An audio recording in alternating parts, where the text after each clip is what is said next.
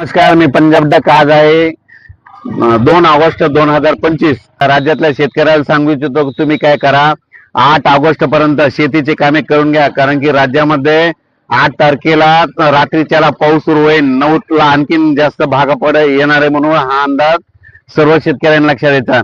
सांगायचं झालं तर तुम्हाला सांगतो, 8 ऑगस्ट पर्यंत तुम्ही शेतीची कामे करून घ्या. 9 ऑगस्टला पाऊस सुरुवात होणार आहे.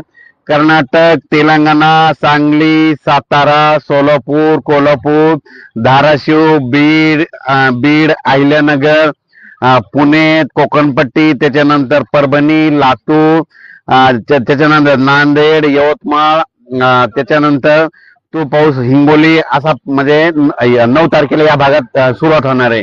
तर अहिल्यानगर भागातल्या संपूर्ण जिल्ह्यातल्या शेतकऱ्यासाठी आनंदाची बातमी.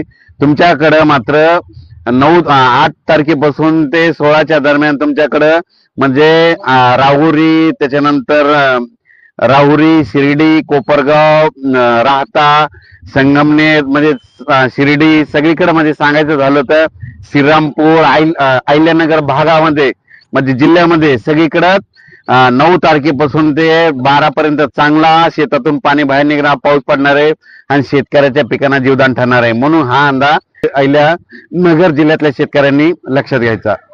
9, 10, 11, 12, 13च्या दरम्यान तुमच्याकडे देखील उत्तर महाराष्ट्राकडे म्हणजे नाशिक जिल्हा, नंदुरबार जिल्हा, त्याच्यानंतर जळगाव जिल्हा, धुळे जिल्हा, चाळीसगाव तालुका, त्याच्यानंतर कळवण, निफाड, नाशिक, त्याच्यानंतर लासूर या भागामध्ये तुमच्याकडे देखील 9 ते 12च्या दरम्यान पाऊस येणार आहे. म्हणून तुमच्यासाठी ही एक आनंदाची बातमी.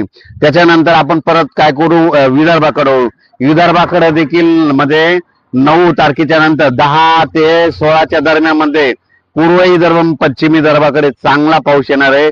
आणि सांगायचं झालं तर सुरुवातीला पूर्व विदर्भाकडे घेऊ. पूर्व विदर्भाकडे सांगायचं झालं तर नागपूर, वर्धा, भंडारा, गोंदिया, चंद्रपूर, यवतमाळ, अमरावती या भागाकडे तुम्हाला सांगू इच्छितो 14 ते 16च्या दरम्यान तुमच्या भागाकडे चांगला पाऊस येणार आहे. म्हणून हा अंदाज लक्षात घ्यायचा. त्याच्यानंतर पश्चिम विदर्भाकडे म्हणजे बुलढाणा जिल्हा, अकोला जिल्हा, यवतमाळ जिल्हा, वाशिम जिल्हा, अमरावती जिल्हा ह्या 5 जिल्ह्यामध्ये तुम्हाला सांगतो की 9 तारखेपासून ते 12 तारखेच्या दरम्यान म्हणजे वेगवेगळ्या भागात दररोज पावसाची हजेरी लावणार आहे. वेगवेगळ्या भागात पाऊस पडणार आहे, पण पिकाला समाधानकारक असं जीवदान ठरणारा पाऊस पडणार आहे. म्हणून हा अंदाज लक्षात घ्यायचा.